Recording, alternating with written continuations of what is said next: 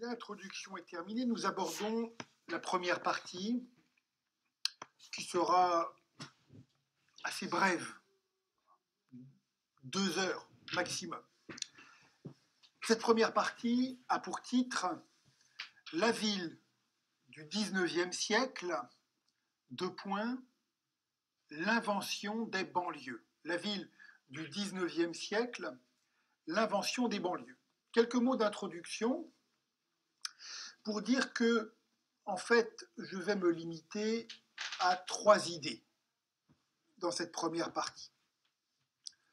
La première, je voudrais montrer comment et pourquoi est-ce que les banlieues populaires ont été inventées, disons, entre 1880 et 1900. Pourquoi et comment est-ce que les banlieues ont été inventées à ce moment? Deuxième idée, je vais montrer que elles ont été inventées pour résoudre un problème politique. C'est un acte politique, c'est un acte de transformation urbaine qui va résoudre un problème politique. Une transformation de la ville va résoudre un problème politique. C'est une idée importante à garder à l'esprit parce que, en fait, elle a du sens tout le temps. Ce rapport entre l'urbain et le politique a un sens très fort ensuite au cours des Trente Glorieuses et a du sens encore aujourd'hui en 2015. Et puis la troisième idée, elle est aussi très très importante de mon point de vue. Je voudrais montrer que c'est au XIXe siècle que la ville telle qu'on se la représente dans notre esprit disparaît. Qu'est-ce qui se passe à ce moment? Je l'ai déjà dit, la ville va sauter les fortifications, sauter les murs, et puis elle va commencer de s'étaler. La ville va gagner peu à peu des territoires qui étaient des territoires agricoles, des territoires ruraux, et puis on va aller vers les agglomérations qu'on connaît aujourd'hui. C'est-à-dire en fait vers l'étalement urbain, et puis vers une certaine forme de périurbanité. C'est très important d'avoir ça en tête, parce que c'est donc à ce moment-là, la seconde partie du 19e, que s'opère un découplage entre la réalité des villes et l'image que nous en avons. Un découplage entre la réalité des villes et l'image que nous en avons, et que nous en avons encore aujourd'hui. Si on fait dans une soirée entre amis ou dans n'importe quelle réunion un sondage sur c'est quoi une ville pour vous, immanquablement, un certain nombre de caractéristiques sortent. Quelles sont ces caractéristiques? On va nous dire une ville, c'est de la densité de population.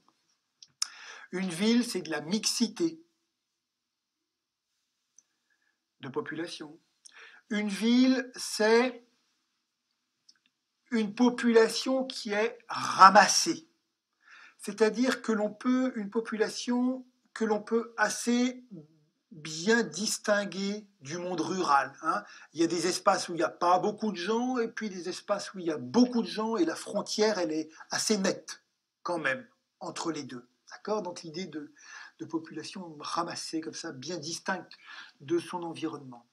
Une ville, c'est un blason, c'est une identité très forte. Il y a une identité, il y a vraiment l'idée de blason. Le blason, il est encore très, très actif, très opérationnel. Aujourd'hui, c'est peut-être à la limite la seule chose qui reste vraiment. Le blason, on le trouve dans le club de foot, par exemple. Densité, mixité, compacité, identité. Voilà ce que les gens disent aujourd'hui quand on leur pose la question de ce que c'est qu'une ville. Et on ne se rend pas compte que l'on vient de décrire la ville du Moyen-Âge. Et évidemment pas du tout la ville de 2015. D'accord ? Donc ce découplage, c'est-à-dire cette espèce de perte de pertinence de la représentation médiévale de la ville, c'est quelque chose qui se met en place dans la seconde moitié du XIXe siècle. Alors, j'insiste beaucoup là-dessus, parce que pour n'importe qui, ne pas prendre conscience de ce décalage entre la réalité et la représentation, c'est pas gênant. Pour des sociologues, c'est extrêmement gênant. Quand on fait de la sociologie urbaine, il faut avoir en tête ce qu'est la réalité de la ville d'aujourd'hui. Et si par exemple on me pose la question de savoir où commence la ville de Rennes, où commence et où finit la ville de Rennes, qu'est-ce que je vais dire? La ville de Rennes finit avec les limites administratives de la commune de la ville de Rennes? Non, bien sûr. La ville de Rennes finit, l'agglomération de Rennes finit avec les limites de l'intercommunalité? Non, bien sûr, on le sait, il n'y a pas de problème. On a beaucoup de stats et de chiffres là-dessus, etc., etc. Et puis si on regarde un peu tous les indicateurs dont on dispose, on se rend compte que dans les pratiques quotidiennes, concrètes, des gens qui vivent sur le territoire, la ville de Rennes, elle commence, je pourrais le montrer la prochaine fois d'ailleurs, elle commence à Saint-Malo, elle va à Fougères, Vitré, etc. C'est ça l'agglomération quotidienne de Rennes. Il y a des gens qui habitent à Saint-Malo, qui habitent à Fougères, très très nombreux. On a les indicateurs des navettes, domicile-travail produits par l'INSEE. Ils habitent sur ces territoires un peu lointains et ils viennent travailler, ils viennent faire leurs courses, ils ont des amis, ils vont au cinéma, au restaurant, ils scolarisent leurs enfants, pas dans le centre de Rennes, mais sur l'agglomération rennaise. Donc si pour penser cette réalité, j'ai en tête le modèle médiéval, évidemment, il y a un gros problème. Voilà aussi ce que je veux montrer sur cette première partie, ville du 19e.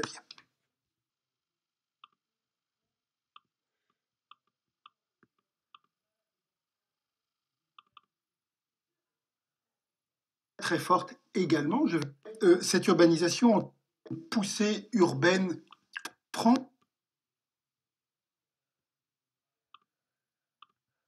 mais marquée par cette chapitre, le premier point est intitulé « La ville du 19e siècle apparaît à l'occasion d'une poussée urbaine considérable ». L'urbanisation en France est un processus très ancien. Il débute aux alentours du Xe ou du XIe siècle, tout dépend de ce qu'on prend en compte comme indicateur. Mais cette urbanisation, en tout cas, elle est continue, bien sûr, mais marquée par deux moments qui ont été beaucoup plus rapides que la totalité du processus. Alors on peut représenter les choses comme ça, une urbanisation assez tranquille, une poussée urbaine assez tranquille, et puis une première accélération vraiment très très forte. Et puis ensuite, on revient sur un rythme d'urbanisation assez tranquille, et puis une seconde poussée urbaine vraiment très très forte également. Je vais montrer quelques chiffres. Ces deux poussées urbaines fortes correspondent aux deux moments qui nous intéressent plus particulièrement, et notamment à celui que nous allons aborder aujourd'hui. Cette première poussée urbaine, elle apparaît, elle est située entre 1850 et 1900, à peu près. Et la seconde poussée urbaine, nous nous y intéresserons plus tard, elle apparaît au cours des 30 Glorieuses, oui, c'est ça, 1900, elle apparaît au cours des 30 Glorieuses entre 1950 et 1980. Donc retenir ces deux inflexions vraiment extrêmement fortes. La deuxième chose à retenir concernant cette fois-ci le moment qui nous intéresse sur cette séance, la seconde partie du 19e, c'est que la poussée urbaine va venir peser en France de manière très forte sur les plus grandes agglomérations du pays. Les choses auraient pu se passer différemment, un peu comme elles se sont produites en Allemagne, par exemple.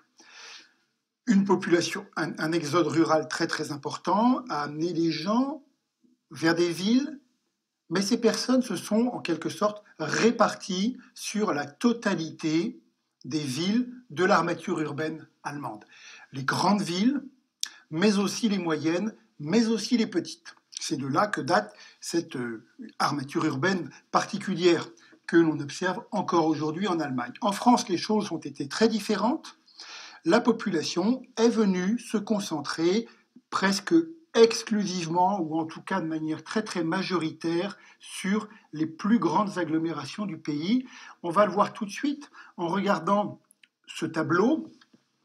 Ce sont des tableaux qui ont été mis au point par l'INSEE, donc des données intéressantes et fiables. Et puis on peut regarder la partie basse du tableau. En abscisse et en ordonnée, on a ici les périodes qui nous intéressent, et puis en particulier les périodes historiques, et puis c'est la première qui nous intéresse, la première ligne qui nous intéresse aujourd'hui, celle qui donne des valeurs pour la période 1851 jusqu'à 1901. Donc c'est vraiment la période qui nous intéresse. Et puis 4 catégories d'agglomération. La première, baptisée les très grandes villes, simplement à plus de 200 000 habitants. En fait, ce sont plutôt des petites villes, vues d'aujourd'hui et puis vues à l'échelle de l'Europe ou du monde, mais à l'époque, ce sont de très grandes villes. Donc les très grandes villes, les grandes villes, celles qui comptent de 50 000 habitants à 200 000 habitants, les villes moyennes, 20 000 habitants jusqu'à 50 000 habitants, la taille d'une sous-préfecture par exemple, aujourd'hui dans certains départements français, et puis les petites villes, c'est-à-dire les communes qui comptent de 5 000 à 20 000 habitants. Et si on regarde les valeurs sur la ligne, on voit de manière indiscutable, très nette, que les croissances ont été très fortes sur les très grandes villes, fortes mais un peu moins sur les grandes villes, encore un petit peu moins fortes sur les villes moyennes, et encore un peu moins fortes, positives mais moins fortes, sur les petites villes. Voilà. Donc, urbanisation très forte qui pèse essentiellement sur les grandes villes et qui fait émerger en France un système urbain très très polarisé, celui que l'on connaît encore aujourd'hui avec les grandes capitales de région qui règnent sur des chapelets de villes moyennes et petites. C'est le cas comme ça en Rhône-Alpes, c'est le cas en Aquitaine, c'est le cas en Midi-Pyrénées, etc., etc. C'est pas le cas en Bretagne. L'histoire est très différente. Second point, des villes ouvrières, des villes industrielles. Villes ouvrières, villes industrielles. La poussée urbaine du 19e, comme du 20e, là aussi, j'y insisterai à plusieurs reprises, mais les choses se répètent presque à l'identique sur certains points d'un siècle à l'autre. La poussée urbaine, elle est liée essentiellement à l'industrialisation massive de la seconde moitié du 19e, et puis à l'industrialisation sous forme de grandes manufactures, manufactures de main-d'œuvre. On est dans une période de Fordisme, en quelque sorte, avant le Fordisme. En tout cas, il faut beaucoup de main-d'œuvre, de la main-d'œuvre très peu qualifiée, et c'est ce qui amène les paysans. La France est encore un pays de paysans, pas d'agriculteurs, c'est pas la même chose, c'est bien un pays de paysans, c'est-à-dire qu'ils ont une culture paysanne très très forte. Bref, c'est cette industrialisation qui amène ces paysans en ville, mais aussi qui amène une population migrante.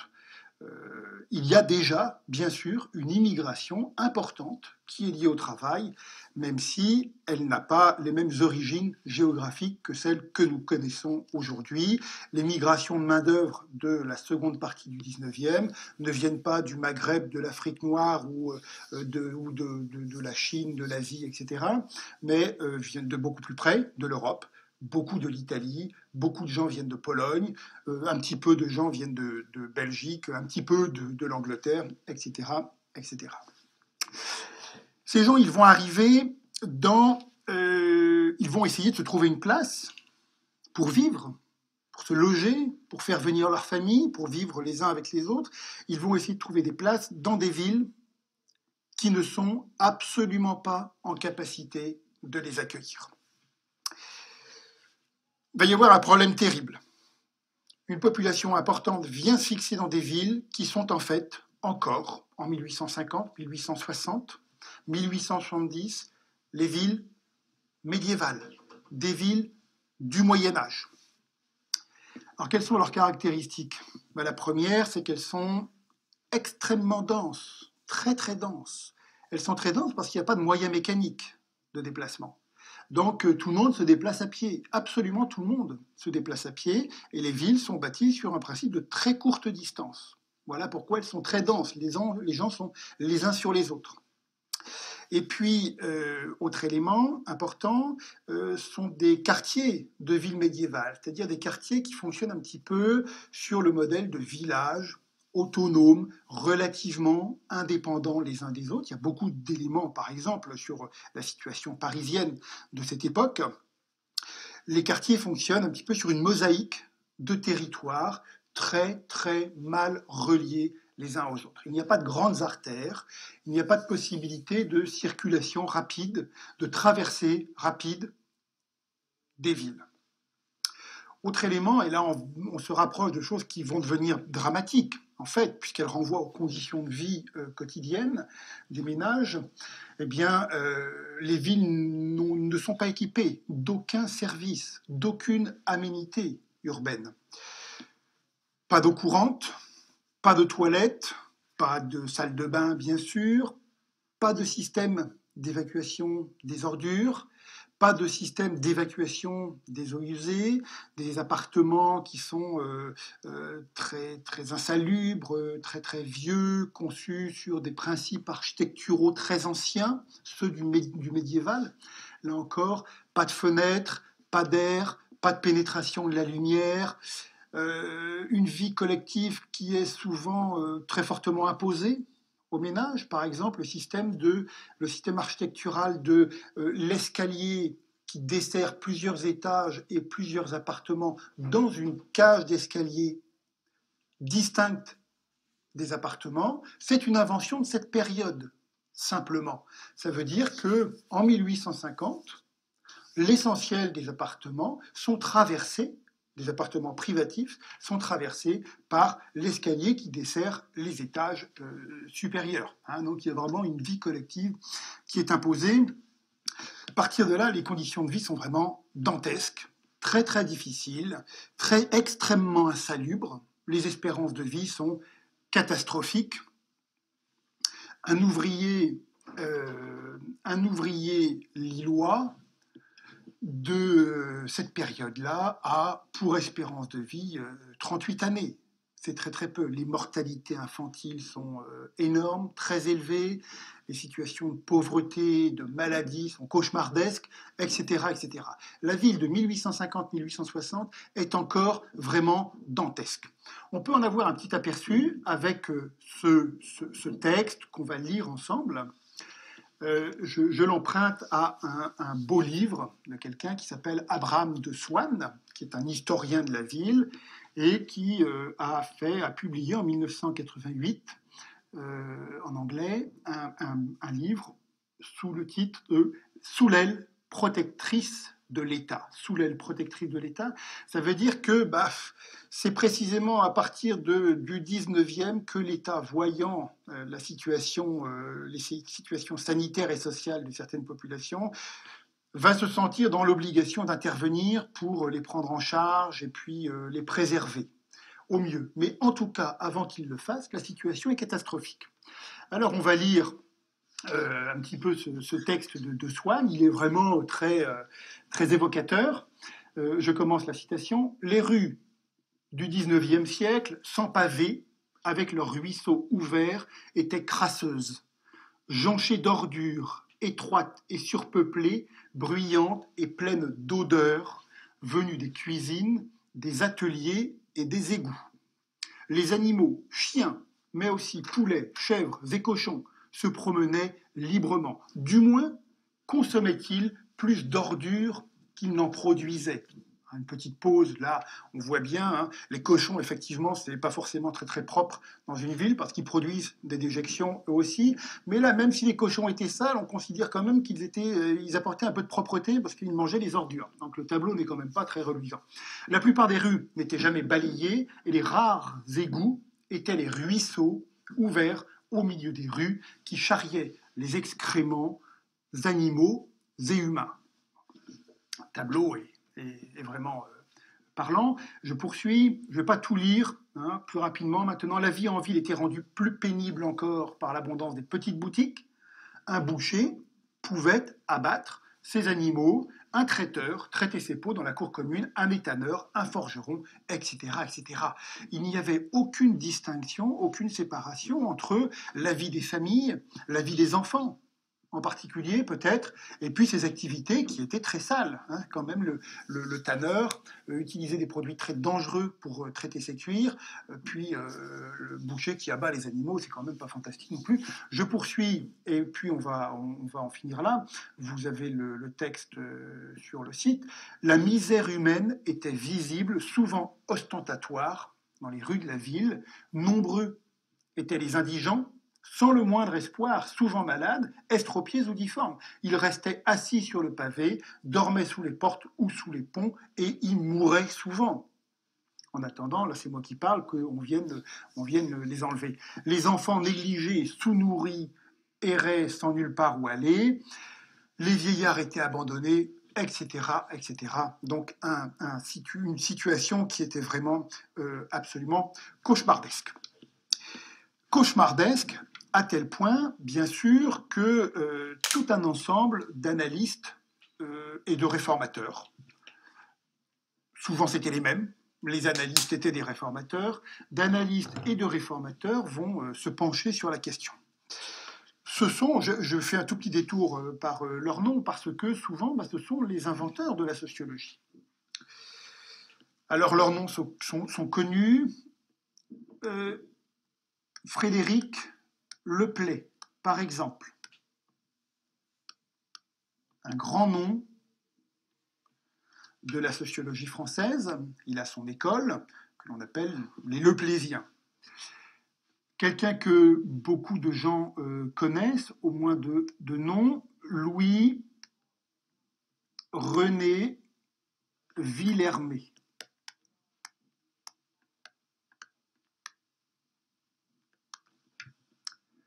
Louis-René Villermé. Un autre nom vraiment très connu, quelqu'un qui était parlementaire à l'époque, qui s'appelle Blanqui.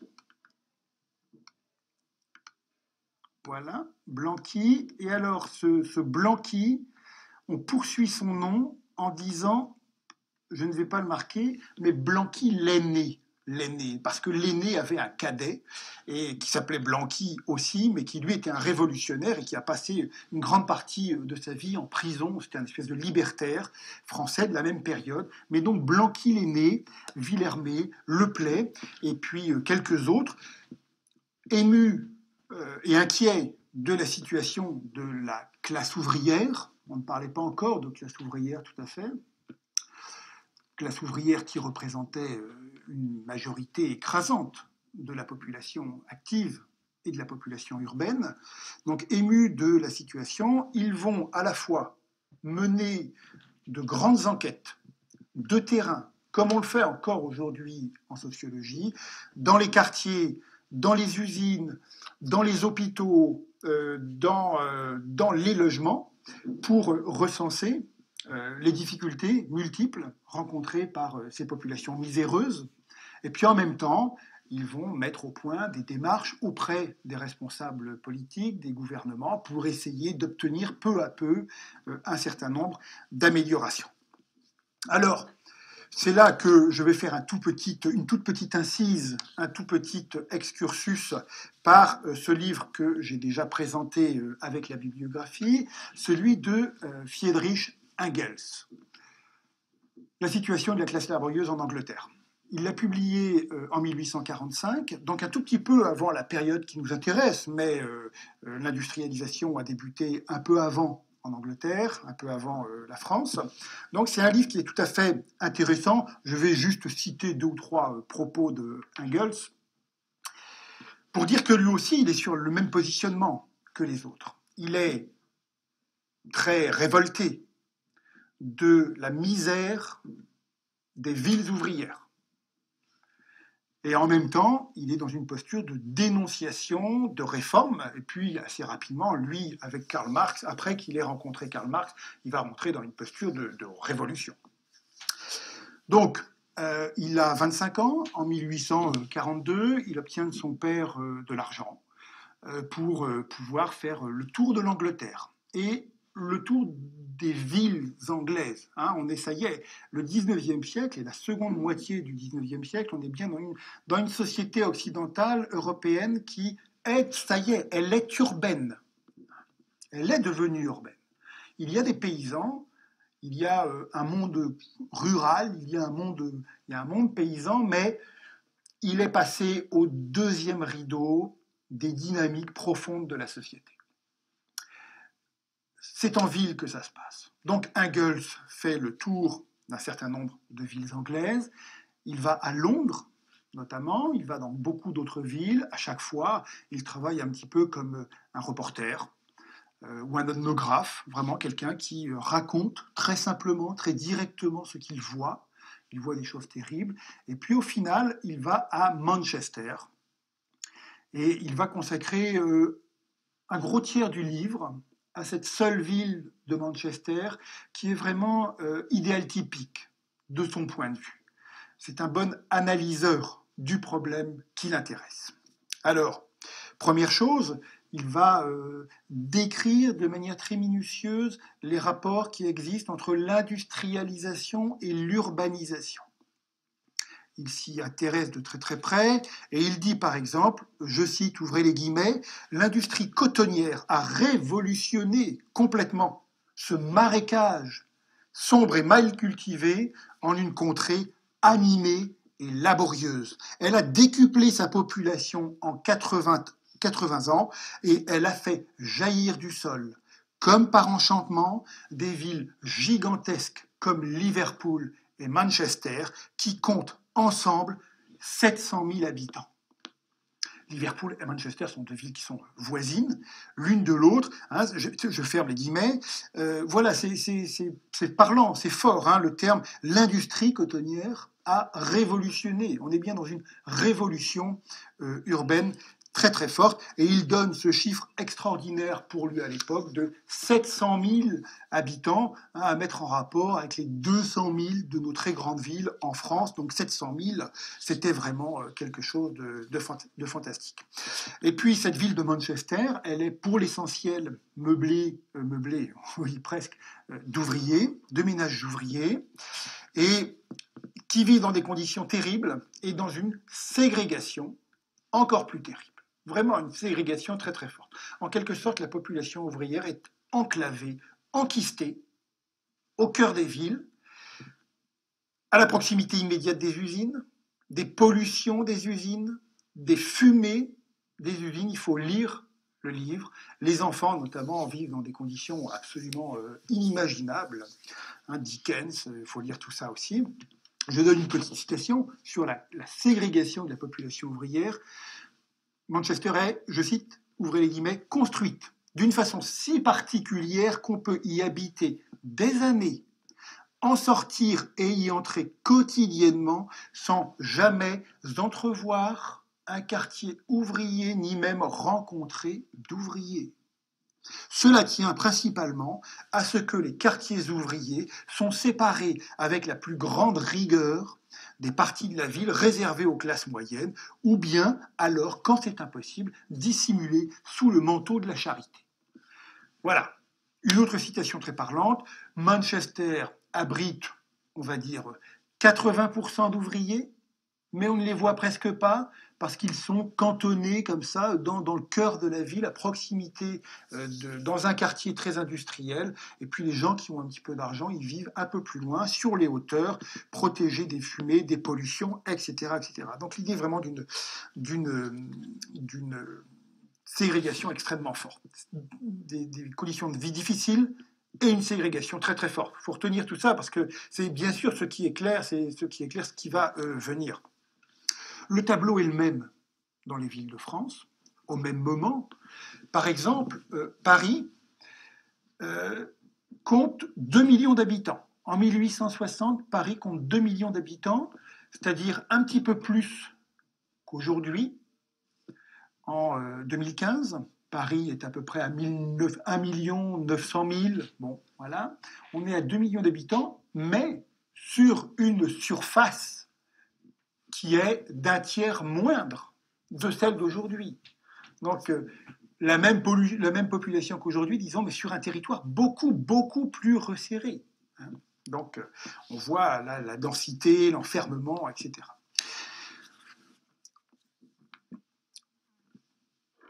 Je l'ai oublié, je le donne maintenant.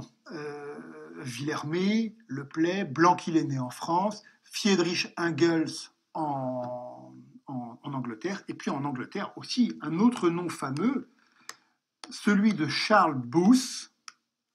Je le donne parce que c'est l'inventeur de l'armée du salut. Et il a inventé l'armée du salut après avoir mené des enquêtes sur la misère de l'Est londonien, notamment. Booth a rédigé des volumes très très importants sur cette population, et puis il va en venir à créer l'armée du salut. Troisième point, les révolutions urbaines. Dans ce contexte de misère, de ségrégation, de travail extrêmement dur, les populations, évidemment, elles vont devenir très remuantes. Et d'autant plus remuantes que la seconde partie du XIXe siècle est celle où les socialismes, les théories libertaires, les théories de l'autogestion ouvrière, le marxisme, et puis rapidement les marxismes, vont s'élaborer, s'organiser en théorie et en projets politiques solides, et puis surtout vont fédérer les énergies, les mobilisations, les élus, les politiques, etc., etc. La convergence de ces deux éléments, des conditions de vie dantesques pour une population ouvrière hyper majoritaire dans des villes qui ne peuvent pas les accueillir, plus l'arrivée de théories révolutionnaires, eh bien ça va donner la seconde partie du 19e qui est intensément révolutionnaire. Et elles sont importantes, ces révolutions, pour ce qui nous intéresse ici, parce que pour la première fois dans l'histoire de notre pays, les révolutions ne seront plus paysannes, ce ne seront plus des jacqueries, mais ce seront des révolutions ouvrières. Et les révolutions paysannes étaient bien sûr des révolutions des campagnes, et les révolutions ouvrières sont des révolutions localisées au cœur des villes. Ça y est, là aussi, la bascule s'est faite. Alors, quelles sont ces révolutions, hein? Elles sont connues toutes, je les rappelle. La première, elle est avant toutes les autres, les Trois Glorieuses de 1830. Des barricades, des bagarres, on tire au fusil dans les rues de Paris, et puis les choses sont très très difficiles. Le choléra de 1832 qui frappe Paris, qui frappe essentiellement, très durement, tous les faubourgs ouvriers, tous les quartiers ouvriers, notamment le faubourg Saint-Antoine, au-delà de la Bastille, le territoire du meuble et des menuisiers, plusieurs dizaines de milliers de morts, et à nouveau, bien sûr, des échauffourées très, très, très sévères, qui font plusieurs centaines de morts entre le monde ouvrier et puis les pouvoirs publics conservateurs. À Lyon, 1832-1834, les révoltes des canuts. Vous avez dans votre bibliographie un magnifique livre de Fernand Rude sur les révoltes des canuts. Les canuts sont les ouvriers du textile sur les pentes de la Croix-Rousse, à Saint-Jean, etc., dans ce qu'aujourd'hui on appelle le Vieux Lyon. Et ils n'en peuvent plus de conditions de travail et de conditions de vie très difficiles. Ils veulent pouvoir accéder à l'autonomie politique. Les ouvriers n'ont pas le droit de vote à ce moment. Et ils vont s'engager dans 2 ans de guerre urbaine. Guerre qui sera gagnée par l'armée française qui prend possession de Lyon, qui tire au canon dans la ville de Lyon, qui met le feu au quartier de la Guillotière, au très grand quartier de la Guillotière, qui laisse un quart de la ville de Lyon brûlés pendant plusieurs jours pour mater la rébellion, la guerre ouvrière. Donc c'est quand même très sérieux. 1848, à nouveau, une guerre civile dans toutes les villes de France, très tendue, très difficile, les ouvriers contre l'armée dans les villes. Et puis après, le grand moment, le plus fameux de tous, cet événement historique de l'histoire de France, qui est celui sur lequel on a écrit le plus et sur lequel on continue d'écrire beaucoup, la Commune de 1871. Elle est connue à Paris, je vais en dire un mot peut-être, mais elle se produit sur le même principe à Marseille. Avant Paris d'ailleurs, elle est vite matée, à Nantes, et puis dans un certain nombre d'autres villes. Que se passe-t-il pendant 3 mois?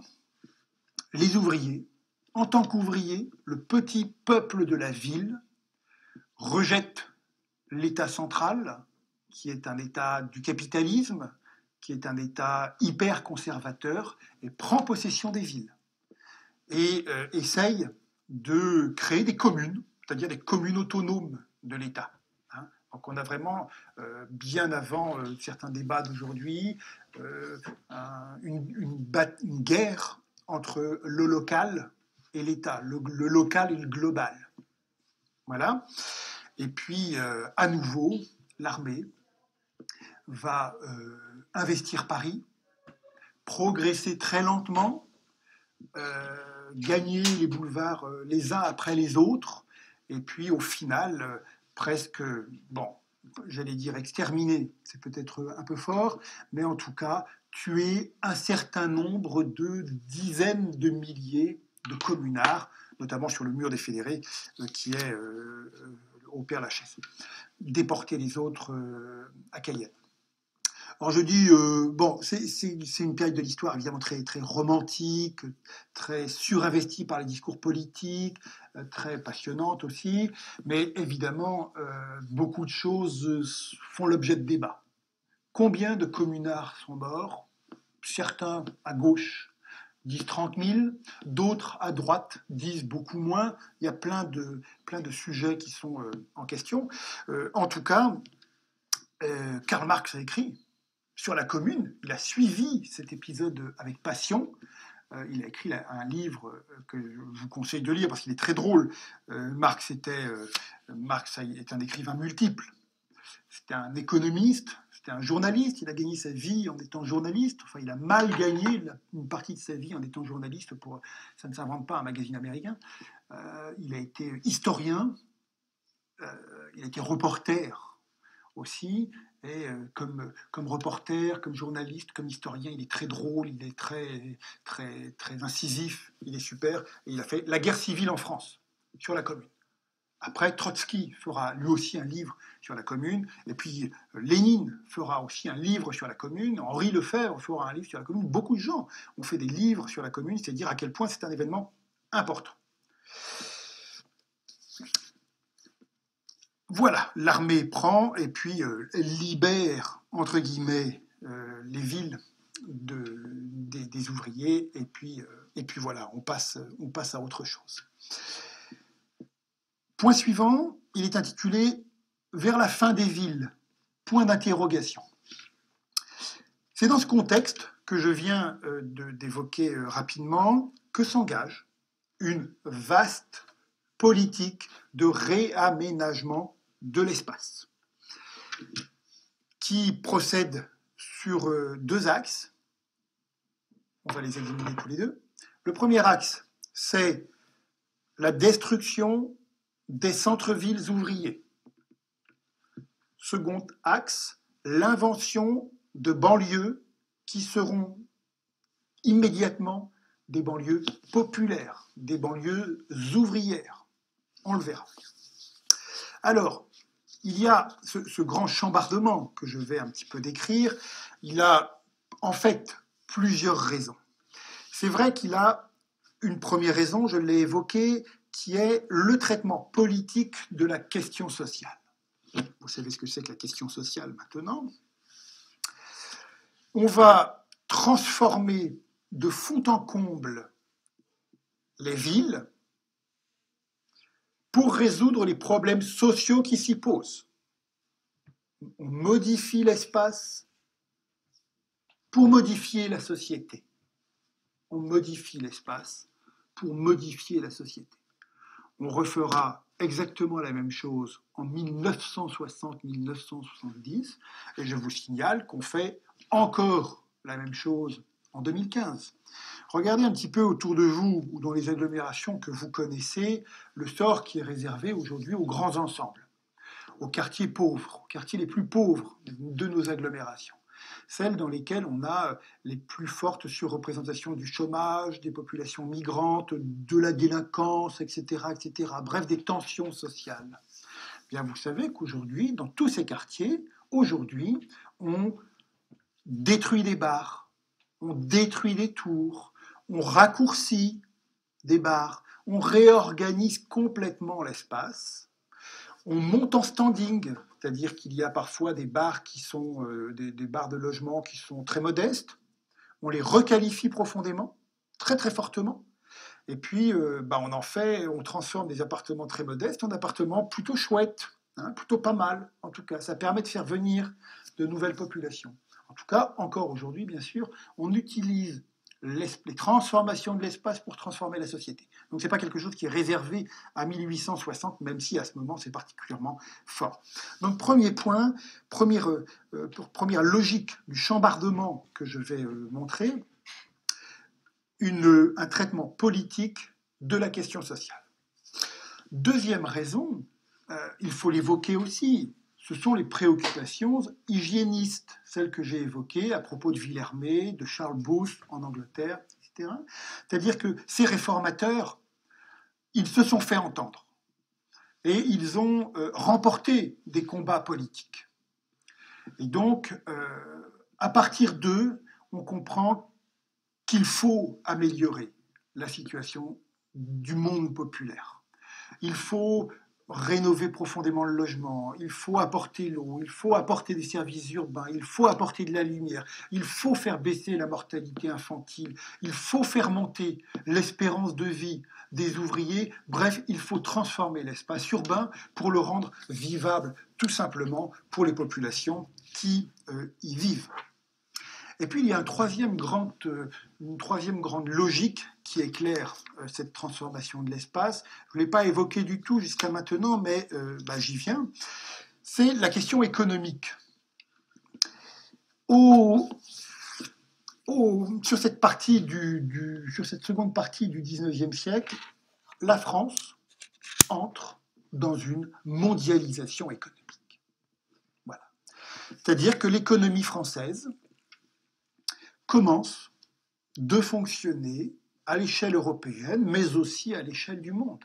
C'est notamment d'Afrique qu'on fait venir un certain nombre de matières premières dont on a besoin pour tel et tel type d'industrie. Donc, au 19e, on n'est pas encore dans la globalisation qui est la nôtre aujourd'hui, c'est-à-dire une mondialisation instantanée avec Internet, une mondialisation instantanée de l'information et donc à partir de là de la finance, mais on est bel et bien dans une mondialisation. De grands ports sont en train d'être aménagés, les réseaux ferrés commencent de fonctionner puis vont se développer à une vitesse tout à fait stupéfiante. J'ai quelques chiffres, je ne sais plus trop où, peut-être que je les trouverai plus tard. Donc le réseau ferré, la circulation fluviale, elle aussi, tourne à plein régime. Il n'y a pas encore la route, ça sera pour le siècle suivant. En tout cas, il faut brancher, il faut connecter les villes aux grands flux, aux grands espaces de flux de l'économie mondiale. Et pour ça, il faut moderniser les villes médiévales. Il faut les ouvrir. Il faut créer des circulations rapides, efficaces. Il faut créer de la lisibilité dans l'organisation de la ville. Il faut créer des grandes gares. C'est le moment où, à Paris, on crée la gare du Lion, Austerlitz, Niort et gare de l'Est.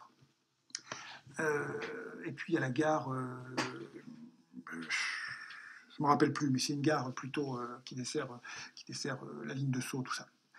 La gare du Grand Palais, là. Voilà, donc il faut brancher, et donc il va falloir ouvrir les villes médiévales pour les brancher sur le monde. tout simplement. Donc, 3 logiques à cette transformation des villes sur la seconde moitié du 19e.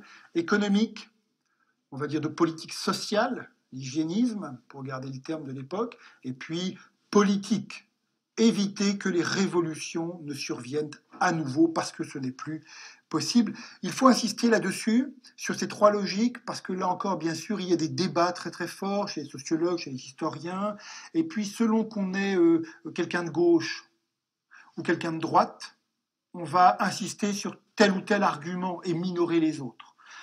Les gens de gauche vont dire qu'en fait, la transformation des villes, c'est un coup de force politique pour mater le monde ouvrier. C'est vrai.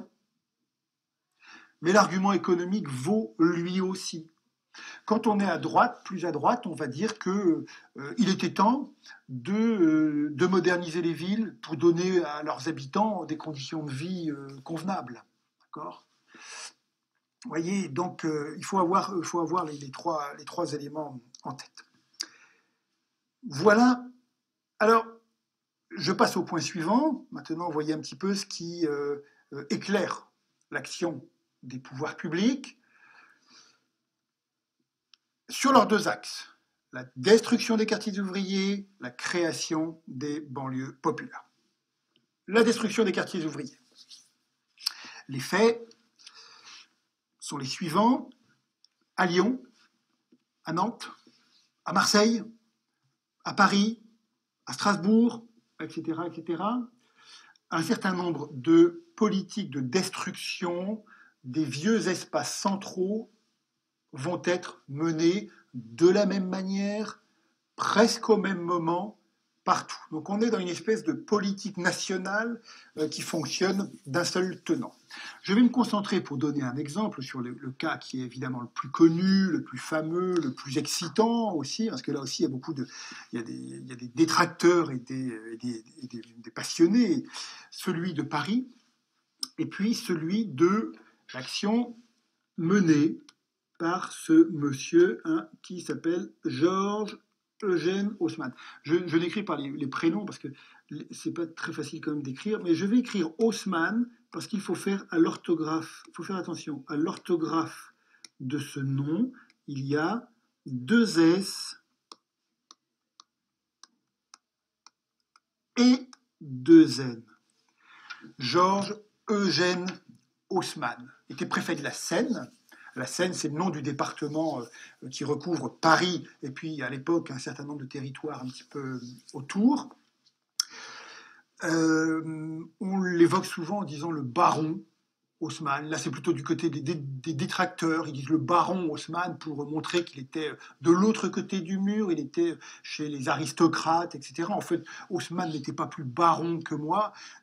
C'était un roturier qui avait travaillé à Bordeaux, qui a été repéré par Napoléon III. Et puis un jour, dans une soirée, Napoléon III lui dit « Vous, Haussmann, vous avez un titre, vous avez quelque chose ?» Et le pauvre Haussmann lui dit « Bah non, j'ai rien du tout. » Et alors, Napoléon III lui jette comme ça, en quelque sorte, bah, écoutez, tenez, je vous donne une baronnie, vous serez baron. Voilà, d'où vient l'idée du baron Haussmann. Bref, Georges Eugène Haussmann va être missionné par Napoléon III pour régler le problème urbain parisien.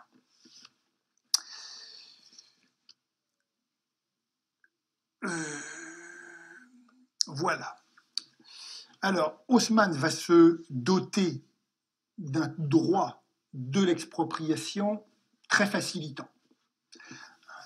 Droit de l'expropriation, ça veut dire que le législateur va lui donner un texte de loi qui permettra d'exproprier les gens à sa guise, très très rapidement et sans beaucoup de possibilités de contestation. Donc il a en quelque sorte les mains libres pour agir. Et il va mener une entreprise de transformation de Paris qui est tout à fait extraordinaire. Je vais montrer plusieurs images, il va détruire, il va construire, il va inventer une architecture, celle que tout le monde connaît quand on se promène à Paris, rue de Rivoli, boulevard Sébastopol, dans ces endroits-là autour de la gare de l'Est, etc. On a cette architecture parisienne très minérale, des îlots très importants qui montent à R+7, R+8, avec les balcons au 3e étage, etc., etc., en pierre. Et puis quand on rentre dans ces îlots, on a les grands appartements avec les plafonds à 3,50 m, les grandes pièces, les grands escaliers, tout ça, c'est l'architecture de Haussmann. Il va faire ça, et puis il va aussi inventer les trottoirs. Il va inventer le système de tout à l'égout à l'échelle de Paris. Il va créer un très grand nombre d'espaces verts parisiens. Il va inventer le macadam. Il va inventer tout le mobilier urbain qu'on le connaît. Bref, il va vraiment transformer la ville. Voilà. Alors, qu'est-ce qu'il a fait, Haussmann ?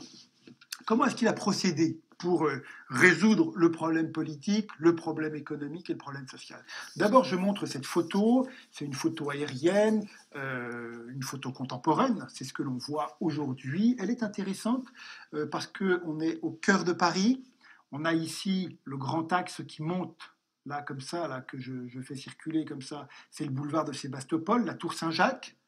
Et puis donc ici, on a qui croise le boulevard Sébastopol, la rue de Rivoli, et donc on est dans ce que l'on appelle la grande croisée de Paris. Cette espèce les deux grands axes qui se croisent au cœur du Paris ancien, et puis qui innervent la capitale, comme ça, qui lui donne une certaine forme. Et puis ce boulevard Sébastopol, on voit quand même que c'est un grand espace. Il est fait par Haussmann. L'haussmannisation, c'est ça. Alors, elle est bien, cette Paris, cette photo, pardon, parce qu'on voit ici la rue Saint-Denis, cette petite rue-là, qui est là. Voilà, ici, là, vous voyez, elle est beaucoup plus étroite.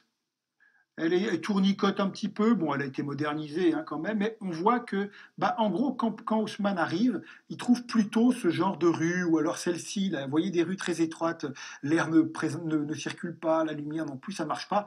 Haussmann, il va détruire et il va créer ces grands axes qui font plusieurs dizaines de mètres de large et qui sont très faciles à circuler. Celui-là monte vers le quartier des gares de l'Est et du Nord, donc on trouve vraiment l'idée de grande circulation. Comment est-ce qu'il fait ? Il ne s'embarrasse pas.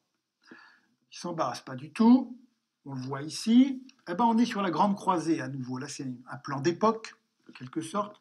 Vous voyez, l'hôtel de ville, ici, là, l'hôtel de ville. Et puis donc la rue de Rivoli, celle que l'on trouvait. Et puis un petit peu plus tard, un petit peu plus loin, on est sur le Sébastopol. Alors Haussmann, il trouve le Paris ancien. Ce sont ces îlots grisés. Ces îlots grisés, c'est du Paris médiéval, c'est du Paris ancien, c'est du Paris très dense, très bas, R+3, R+4, pas plus, avec une densité d'habitation vraiment extraordinaire. Et puis, vous voyez, avec un tracé de voirie, ça tournicote, ce sont des petites rues étroites, c'est le bazar.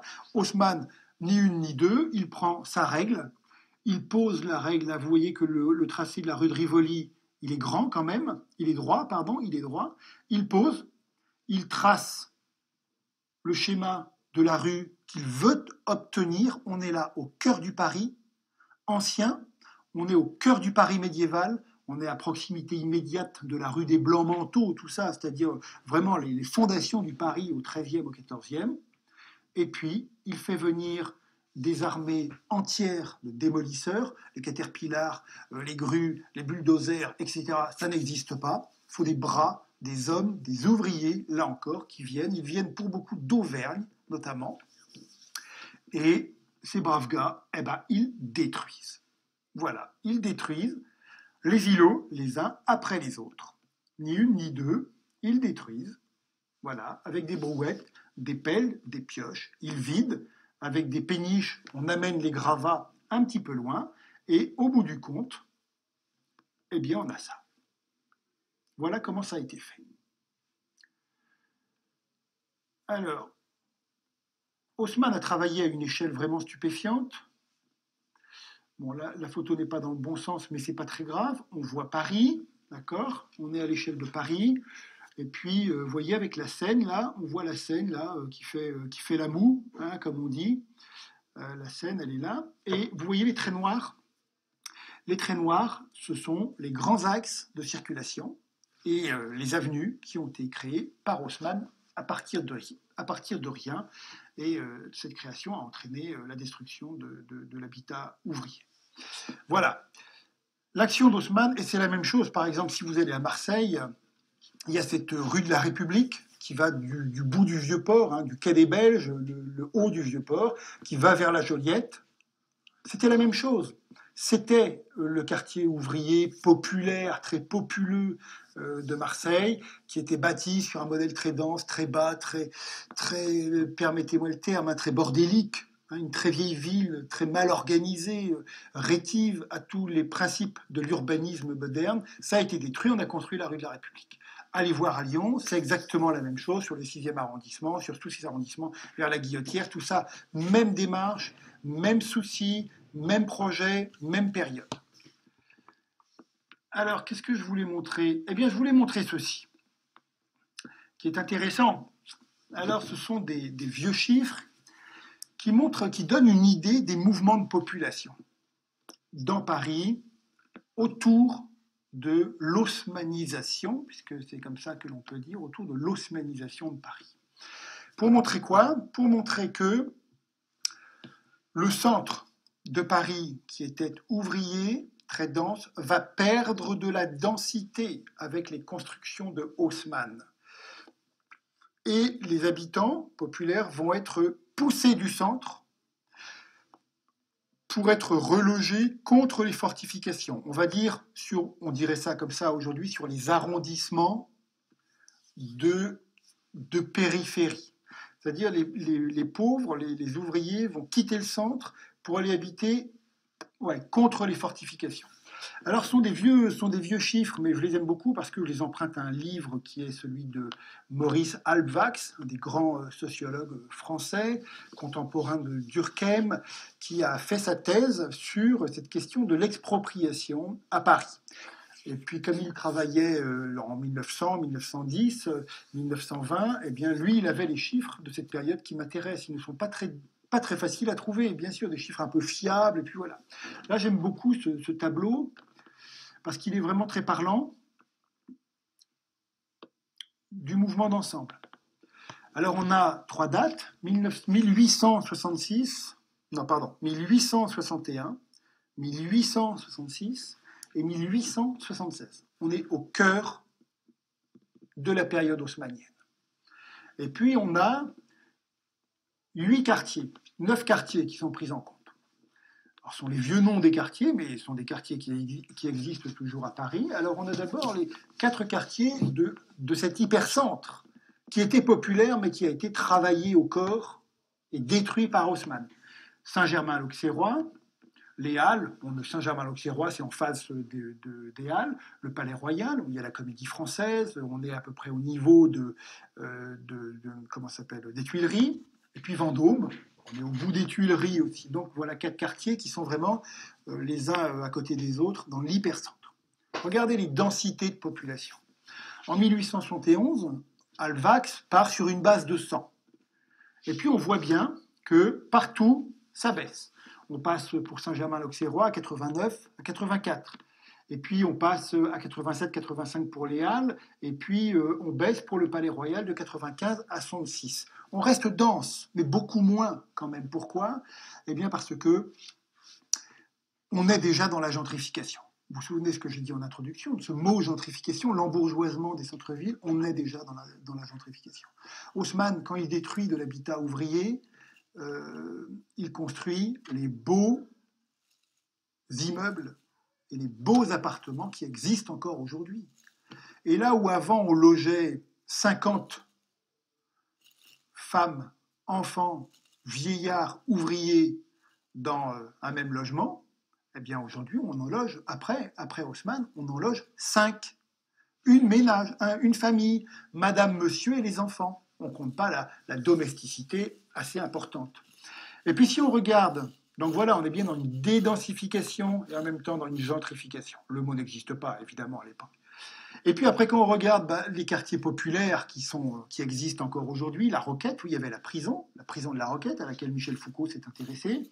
Picpus, on est vers Nation, donc on est vers Vincennes, le bois de Vincennes. Clignancourt, on est au nord, de Paris, on est vers les puces de Clignancourt, Belleville c'est connu, et Charonne c'est après Bastille.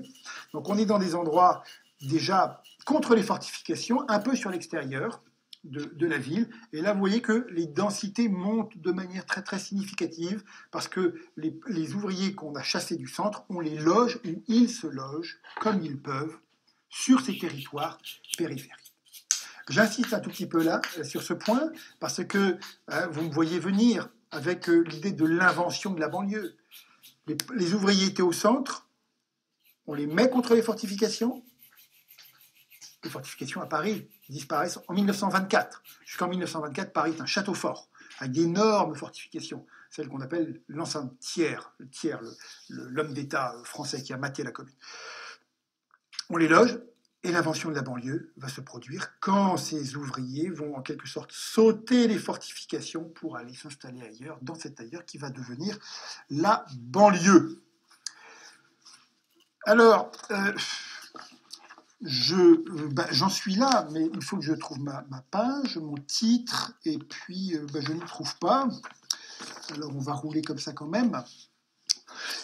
Donc point suivant, voilà, la destruction des centres-villes.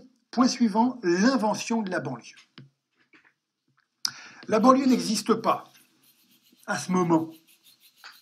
La banlieue, on appelle ça la zone. Voilà ici une photo de ce qu'était la zone. C'est ça qu'il y avait autour des fortifications, c'est-à-dire en fait une espèce de bidonville. On disait la zone parce que ça vient du latin. Au pied des fortifications, il y avait la zone non edificandi, le territoire sur lequel on n'avait pas le droit de construire, puisque c'était le territoire de manœuvre et de tir des canons.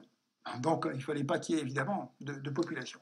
Mais évidemment, sur le modèle du bidonville, les gens comme ça, les pauvres, allaient y construire, vous voyez, dans des conditions un peu abominables, allaient y construire des petites choses vraiment, vraiment terribles, sans eau bien sûr, sans évacuation de rien, enfin bon, des cabanes dans la boue. Hein. Voilà, c'était ça, la banlieue. Alors, elle va émerger, elle va prendre forme. Et je vais vous montrer sous quelle forme elle va très rapidement être visible, cette banlieue. Mais d'abord, comment la comprendre ? Cette invention de la banlieue. Plusieurs logiques, là encore. Il ne faut pas caricaturer, il faut toujours être ouvert, attentif à la diversité. On évoque des mouvements qui sont très très complexes. Donc, je vais très vite, mais il faut garder en tête toujours que c'est très compliqué. Alors, première logique, je viens de la donner. Et puis, je pourrais montrer beaucoup de chiffres. Mais les populations ouvrières, un jour, elles vont sauter les fortifications, on va commencer de construire, des communes vont commencer de s'organiser, vont commencer de vouloir loger ces populations très très importantes qui étaient dans les centres-villes. Et puis, les migrants, ceux de l'exode rural ou les migrants d'ailleurs qui viennent de l'étranger vont comprendre que ce n'est pas la peine d'essayer de trouver de la place dans le centre-ville parce qu'il n'y en a pas, parce qu'il n'y en a plus, mais que là, il se passe des choses, du logement est en train d'être construit, donc voilà, ils vont venir se fixer d'emblée sur la banlieue. Donc il y a une espèce de logique démographique à la création de la banlieue. Et puis il y a des logiques économiques aussi, elles sont très fortes. Premier élément de logique économique, c'est que les élus du centre des villes vont produire une activité législative imposant aux entreprises, et notamment aux entreprises polluantes, d'aller s'installer dans une banlieue sur laquelle il y a encore beaucoup de place. D'accord ? Les tanneurs qui rejettent leur mélange empoisonné dans l'eau de la Seine, place de la Grève, à côté de l'hôtel de ville, c'est terminé. Les plâtreries qui asphyxient tout le monde avec des nuages de poussière très toxiques, en cœur de ville, c'est terminé. Tout le monde doit dégager, il faut aller en banlieue. Et puis il y a d'autres éléments économiques, c'est que sur cette seconde partie du 19e, eh bien, les entreprises continuent de se développer, il leur faut de la place, il leur faut du foncier. Le foncier, on ne le trouve que sur la banlieue. Et puis en même temps, il y a l'argument un peu de la mondialisation.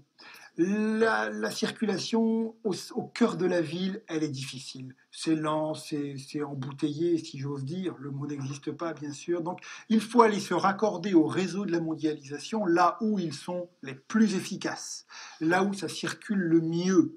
Donc, les ports, les grands ports fluviaux vont quitter le centre-ville de Paris, et puis ils vont aller s'installer très très haut sur les boucles de la Seine, par exemple. Des gares importantes, des gares de marchandises vont aller se créer là aussi sur la banlieue. Les marchés, c'est-à-dire les grands marchés qu'on dirait aujourd'hui les marchés d'intérêt régionaux ou nationaux, c'est-à-dire ces endroits où s'échangent les marchandises en gros, toutes les marchandises en gros, quittent les centres-villes et vont s'installer là où il y a de la place. Et puis à partir du moment où les entreprises s'installent dans la banlieue, eh bien des marchés d'emploi s'y créent. Et comme il n'y a toujours pas de moyens de circulation rapide pour les ouvriers, eh bien les municipalités, les entrepreneurs privés vont créer du logement à proximité immédiate de ces territoires, de ces nouveaux territoires économiques. Et puis à partir de là, eh bien, on voit apparaître la banlieue, le mot de banlieusard apparaît. J'ai plus le chiffre exact, enfin j'ai plus la date exacte en tête, mais le mot de banlieusard, on le voit apparaître, mais vraiment en 1900. Voilà, il n'existe pas avant. C'est un mot qui a d'emblée une acception négative. Hein, aujourd'hui, quand on dit de quelqu'un que c'est un banlieusard, bon, le sens est un petit peu atténué, mais il n'y a pas si longtemps que ça encore, le banlieusard, c'était le citoyen ou le citadin de seconde zone. Dès 1900, banlieusard, ça désigne le citadin de seconde zone.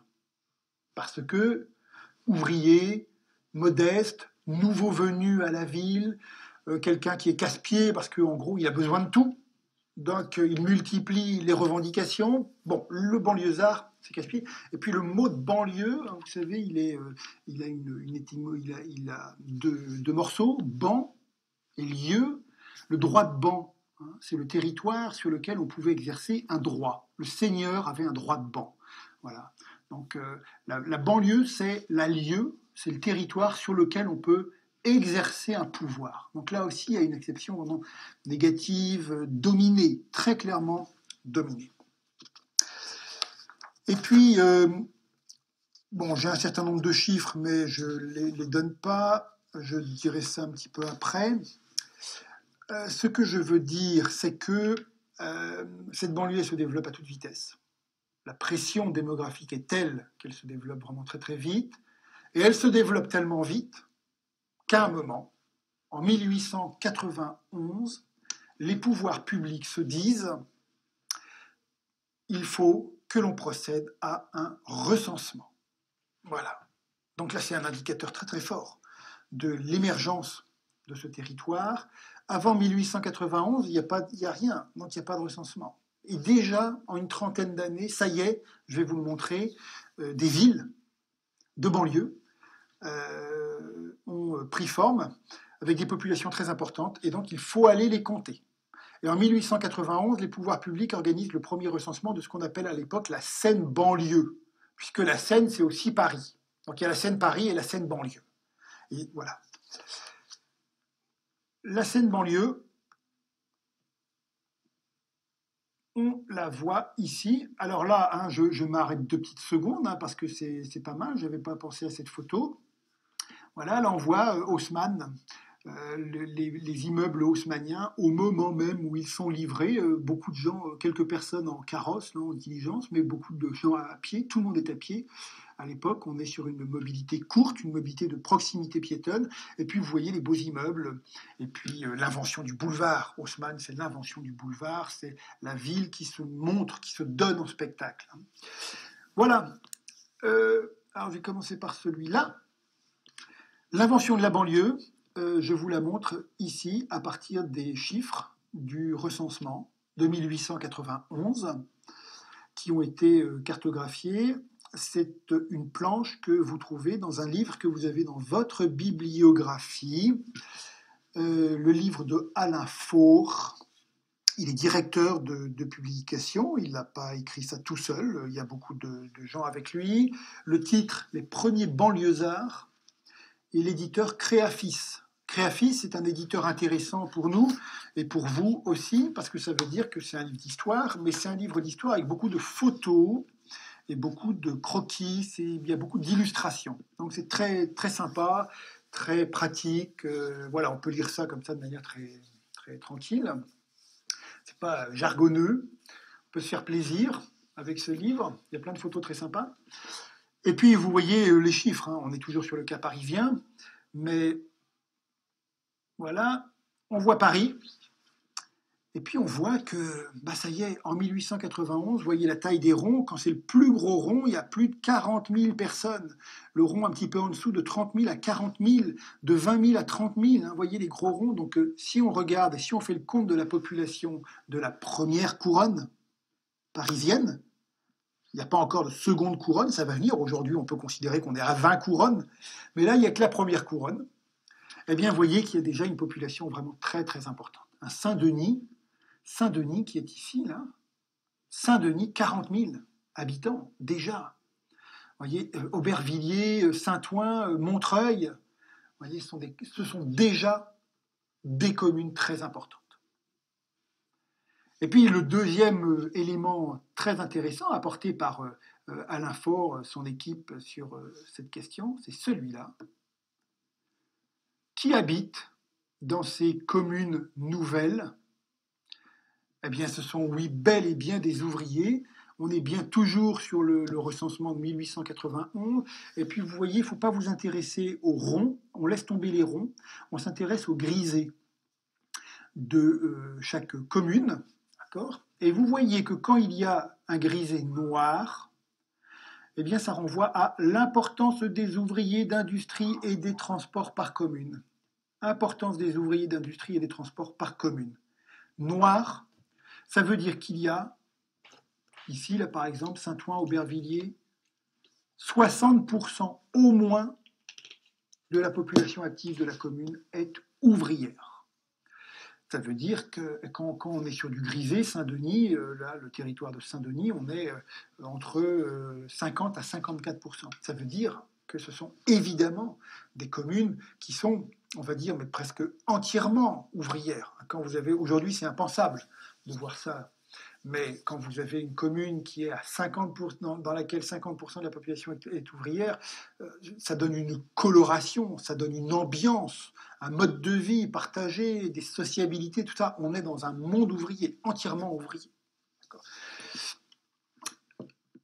Voilà, donc c'est bien une première couronne populaire, et puis vous comprenez maintenant d'où nous vient ce qu'on appelle cette couronne rouge de Paris, celle qui pendant 85 ans a voté communiste.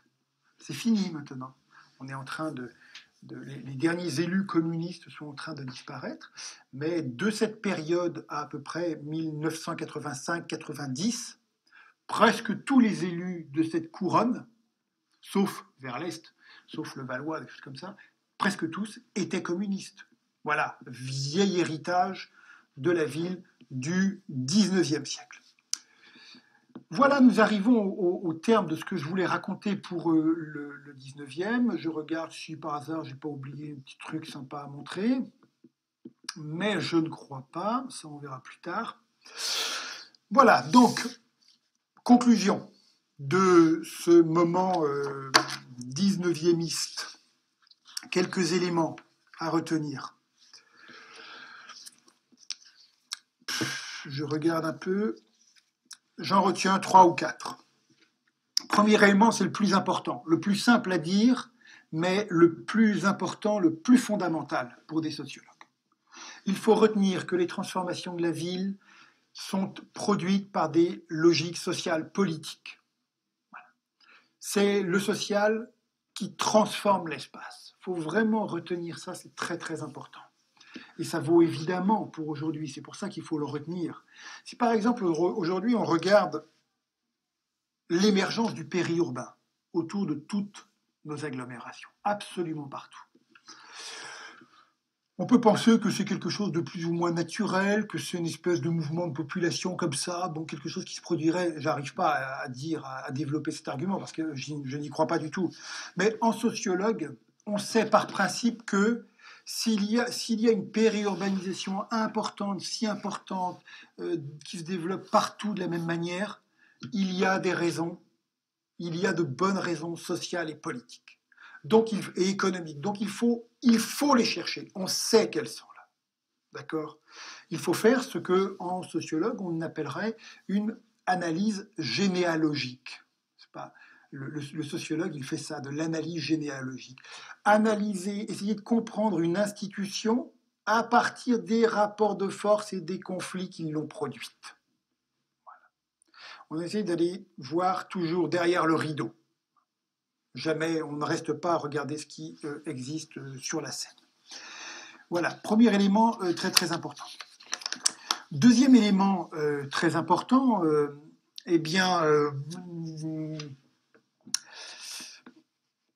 c'est l'entrée, en fait, une première entrée dans ce que j'ai déjà appelé la sécession urbaine. Vous vous rappelez ce que c'est que la sécession urbaine ? C'est cette idée selon laquelle les groupes sociaux ont chacun leur espace et évitent de se croiser, évitent de se rencontrer. C'est la disparition de l'espace public. Eh bien, le 19e, la fin du 19e, c'est l'engagement de ceci. Puisque pour la première fois dans l'histoire de nos villes, la grande mixité des cœurs de ville denses, populeux, compliqués, est défaite. Et on commence de spécialiser l'espace, les populations un peu plus fortunées plutôt au centre, les populations un peu plus populaires plutôt sur les couronnes, et on va commencer de mettre de la distance, du kilomètre, entre les unes et les autres. Donc, on est en train de prendre un peu de distance, si j'ose dire, avec la ségrégation, et on entre très, très timidement, très doucement, mais dans des choses qui relèvent un petit peu de la sécession urbaine. Surtout que cette sécession, on l'observe sur tout un ensemble de registres en même temps. L'espace du centre, c'est l'espace plutôt de l'argent, mais c'est aussi l'espace où l'on trouve les marqueurs très forts de l'identité collective, c'est l'espace du prestige, c'est l'espace des affaires, c'est l'espace du politique, c'est l'espace de la culture. Encore aujourd'hui, le centre est l'espace où l'on a tendance à tout concentrer. Et puis les couronnes sont, dès ce moment et encore aujourd'hui, pensées dans le domaine du manque, du moins, de la moindre qualité. C'est à ce moment que cette grande bascule, ce partage socio-spatial se met en place. Et puis, troisième et dernier élément important de conclusion, je l'ai déjà évoqué, mais j'y reviens un petit peu, eh bien, c'est à partir de ce moment qu'il faut, nous, sociologues, faire attention à ce que nous appelons ville. En 1900, ça y est, la ville médiévale, c'est fichu. Elle n'existe plus. Le mot ville, ce mot que nous utilisons si facilement et que moi j'utilise aussi si facilement, il ne décrit plus du tout ce qu'il décrivait à la période médiévale. Donc il faut faire très attention, vous le savez, en sociologie, on fait attention aux mots que l'on utilise. Pour me faire comprendre, je vais faire un petit parallèle avec le mot de famille. Le mot famille, on l'utilise pour décrire le monde romain, celui de Jules César, par exemple. On va dire autour de Jésus-Christ. Et le mot famille, on l'utilise pour décrire notre situation de 2015. Oui, d'accord, le mot est le même, mais les réalités sociales et historiques sont totalement différentes. La famille à l'époque de Jules César, la famille, ça comprend monsieur, madame, la domesticité nombreuse, très très nombreuse, les enfants de la domesticité. C'était ça, les enfants du couple, etc. Donc la famille, c'était, dans une famille un peu fortunée, c'était 15, 20 personnes. C'était ça la famille. Quand le couple partait en villégiature, toute la famille suivait, tout le monde suivait, 20 personnes suivaient. Aujourd'hui, en France, il y a sans doute des familles de 20 personnes, sans doute. Mais il y a aussi des familles nucléaires, mais il y a aussi des familles dans lesquelles on a monsieur, plus des enfants adoptés, ou des enfants qui viennent de la procréation artificielle, ou des mères porteuses, etc. Et on appelle ça une famille aussi. D'accord ? Donc le mot famille, il décrit des choses qui n'ont strictement rien à voir, donc il faut faire attention. Ville, c'est pareil. Quand on dit ville, on a le droit de le dire, ce mot, mais il faut bien savoir que entre la ville de la Renaissance urbaine du 10e, la ville de la Révolution française, la ville du 19e siècle aujourd'hui, on ne parle pas de la même chose. Donc le mot ville, il commence à perdre son sens ancien au moment qu'on a évoqué. Voilà, terminé pour cette première partie consacrée très rapide, hein, vous le voyez, au 19e.